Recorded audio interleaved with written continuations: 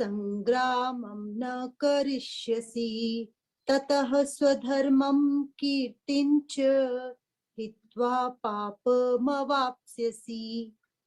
किंतु यदि तुम युद्ध करने के स्वधर्म को संपन्न नहीं करते तो तुम्हें निश्चित रूप से अपने कर्तव्य की उपेक्षा करने का पाप लगेगा और तुम योद्धा के रूप में भी अपना यश खो दोगे। तो अब यहाँ पर उसका परिणाम बता रहे हैं भगवान जी। पहले तो एक मिनट ये देख लें कि पिछले श्लोक में कोई ऐसी बात तो नहीं रह गई जो कहीं किसी को कुछ उसके विषय में कहना हो या कुछ संशय हो या कहीं समझने में कमी या मेरे समझाने में कमी रह गई हो। बत्रा सर से नमस्कार, बहुत दिनों बाद आपके दर्शन हुए। नमस्कार। कैसे हैं सर? ठीक है, प्रभु कृपा है बस। बनी रहनी चाहिए जी। कोई कहना चाहे कुछ तो, नहीं तो फिर अगले श्लोक पर चलते हैं। इकट्ठे ले लेते हैं सर बाद में। चलिए, कई बार वो समय नहीं ना लगता, इसलिए मैं पूछ रहा था। तो यहाँ पर आया अथ चेतत्वम इमं धर्म्यम संग्रामम न कृष्यसि। अब यहाँ पर धर्म्यम संग्रामम कह दिया कि ये धर्म युद्ध है, धर्म की रक्षा के लिए लड़े जाने वाला युद्ध है कि तुम अगर इस युद्ध को नहीं करोगे ततः स्वधर्मम कीर्तिम च हित्वा पापम अवाप्यस्यसि। तो यानी कि एक तो स्वधर्म का पालन नहीं करोगे, तुम्हारी कीर्ति और यश जाता रहेगा, और इससे तुम्हें पाप का भागी भी होना पड़ेगा। पाप का भागी बनना पड़ेगा, तुम्हें पाप लगेगा इस बात का। तो पाप शब्द का अर्थ बहुत से लोगों के लिए बहुत कुछ हो सकता है, अलग अलग मतलब हो सकते हैं इसके। तो अगर आप समाज में कहीं भी रहते हैं, किसी शहर में, गांव में, कस्बे में, तो वहाँ के हमेशा कुछ ना कुछ कानून बंधे रहते हैं। तो उन कानूनों से हर कोई बंधा रहता है, जो जो भी उस जगह के कानून है। और अगर आप कोई ऐसा काम करते हैं जो उस कानून के विरुद्ध हो, या एक जो परंपरा है उसके विरुद्ध हो, या जो सामाजिक उस समय का नियम है उनके विरुद्ध हो, तो वह अपराध कहलाता है या पाप कहलाता है। तो जैसे हम चोरी करना, हम कहते हैं कि एक अपराध है, चाहे वो कोई भूखा अपनी भूख मिटाने के लिए भी करे, परंतु वह फिर भी अपराध ही माना जाता है। तो यहाँ पर जो बात हो रही है कि धर्म संग्राम से, अगर तो जो धर्म युद्ध है, धर्म के लिए लड़े जाने वाला युद्ध है, वह अगर तू नहीं करेगा तो इसका मतलब क्या है कि तुम जो अधर्मी व्यक्ति हैं उनका प्रतिकार नहीं कर रहे हो। क्योंकि अगर कोई धर्म कर रहा है, उसका विरोध करना, उसका प्रतिकार करना भी क्षत्रिय का ही धर्म है। तो वह एक ऐसा ही कृत्य है कि जैसे कोई निरपराध व्यक्ति की हत्या कर दे। तो तो अधर्मी का विरोध या प्रतिकार बहुत जरूरी है। और क्योंकि ये युद्ध जो था वो धर्म के लिए लड़ा जा रहा था, तो भगवान जी कहते हैं कि यदि तुम इस धर्म के लिए लड़े जाने वाले युद्ध में पार्टिसिपेट नहीं करोगे या नहीं लड़ोगे, तो तुम स्वधर्म को छोड़ दोगे। जो तुम्हारा स्वधर्म है, जो तुम्हारा स्वाभाविक धर्म है। क्योंकि मनुष्य जो देह धारण करता है, वो पूर्व जन्म के संस्कार उसमें बने रहते हैं। कुछ पूर्व जन्म की वासनाएं, इच्छाएं, कामनाएं, उनके अनुसार ही उसका जो चित्त में संस्कार उपजते हैं और वैसा ही वो अगली जब उसको देह मिलती है तो उसका स्वभाव उन्हीं वासनाओं और इच्छाओं के ऊपर आधारित होता है। तो व्यक्ति जिन वासनाओं और इच्छाओं के साथ जन्म लेता है वही उसका स्वधर्म या स्वभाव कहलाता है। तो अब अर्जुन का जो स्वधर्म है या स्वभाव है वो क्षत्रिय का है। तो यहाँ पर जो क्षत्रिय है उसके लिए शौर्य का काम करना, वीरता का काम करना, समाज की रक्षा करना और उससे उसे यश और कीर्ति मिलती है, आदर मिलता है। तो ये उसका स्वाभाविक कर्म है, स्वभाव जनित कर्म है। तो अगर कोई इस तरह के कार्य जो उसके लिए स्वाभाविक हों और कोई अवसर आए उसे खो दे या उस मार्ग में कोई बाधा उत्पन्न हो तो होगा क्या कि वो वासनाएं जो हैं या इच्छाएं जो हैं जो पूर्व जन्म की हैं वो पूरी नहीं हो पाती। तो मन जो है मनुष्य का अशांत रहता है, भटकाव रहता है। और क्योंकि हम ये बात करते हैं कि उन वासना जो व्यक्ति को जन्म मिलता है, आपको याद होगा जब भगवान जी ने कहा था कि छठे अध्याय में कि जब एक व्यक्ति जिसका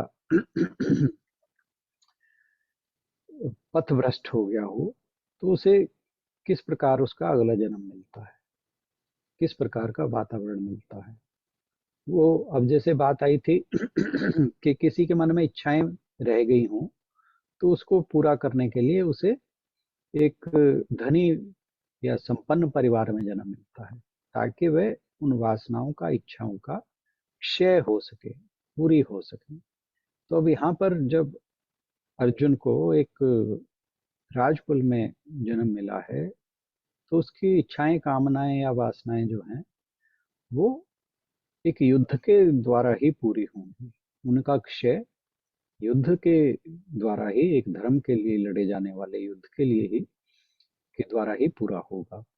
तो अगर वह इस अवसर को खो देता है तो उसके मन में अशांति बनी रहेगी।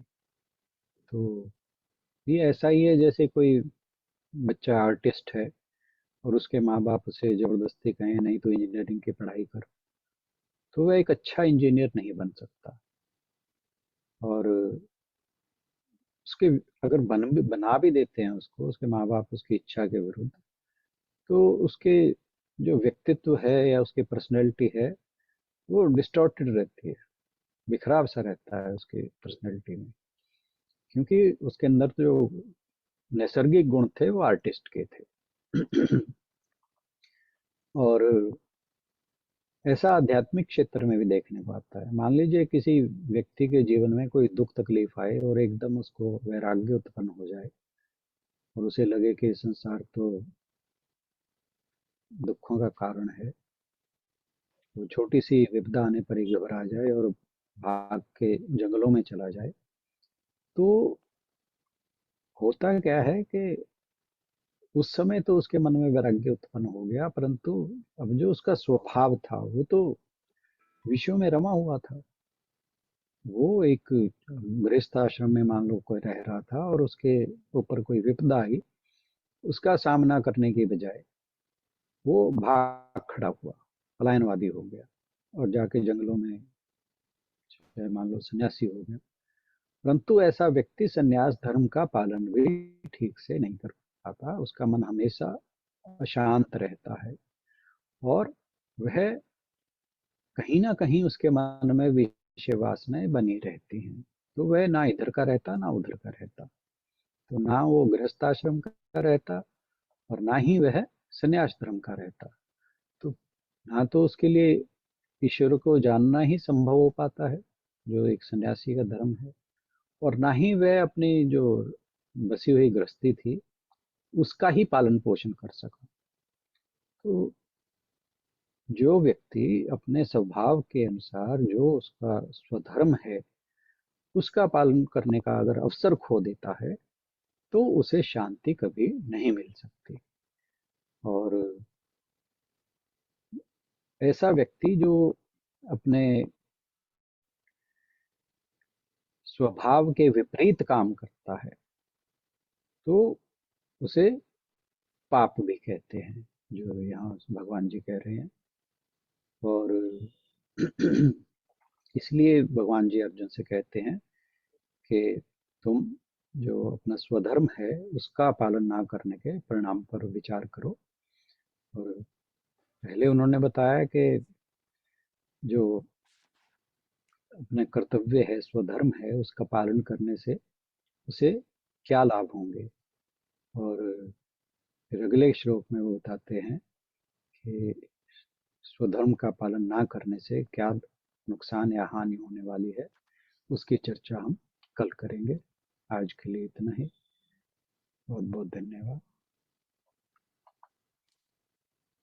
धन्यवाद राणा सर। बहुत ही अच्छा टॉपिक, हर एक टॉपिक अच्छा होता है।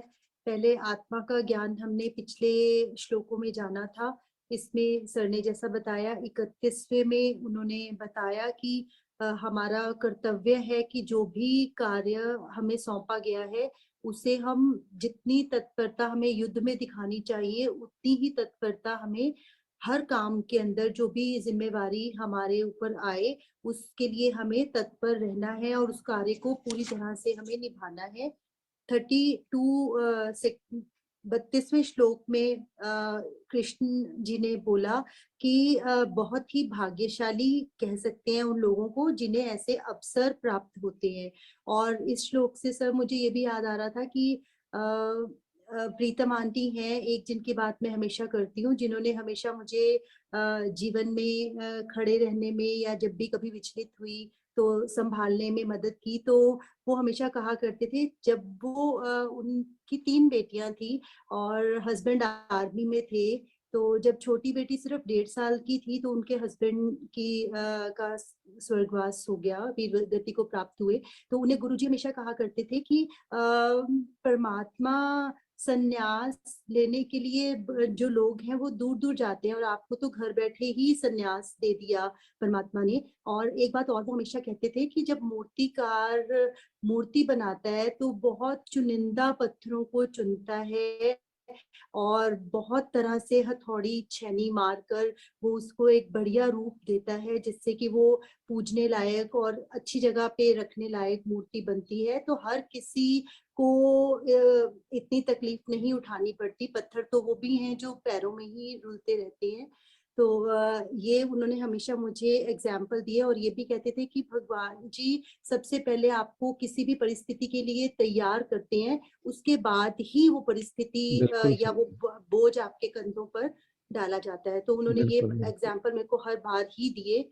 और जो सर ने 33rd श्लोक करवाया उसमें ये बताया कि अगर नहीं हम अपने धर्म का पालन करेंगे तो उससे हमें क्या लाभ होना चाहिए, क्या फायदा, सॉरी क्या नुकसान होगा। नुकसान। कि एक हमारे अंदर गिल्ट की फीलिंग हमेशा बनी रहेगी कि हमारे को मौका मिला लेकिन हम अपना 100% देने से चूक गए या हमने सही से अपनी ड्यूटी नहीं निभाई, चाहे अंजाम जो भी हो, लेकिन अपने मन में एक संतुष्टता रहती है कि आपने समय आने पर अपना 100% दिया। तो वो गिल्ट की फीलिंग से बचने के लिए भी हमें अपना को हमेशा तत्पर रहकर युद्ध में लगे रहना चाहिए, कहा। और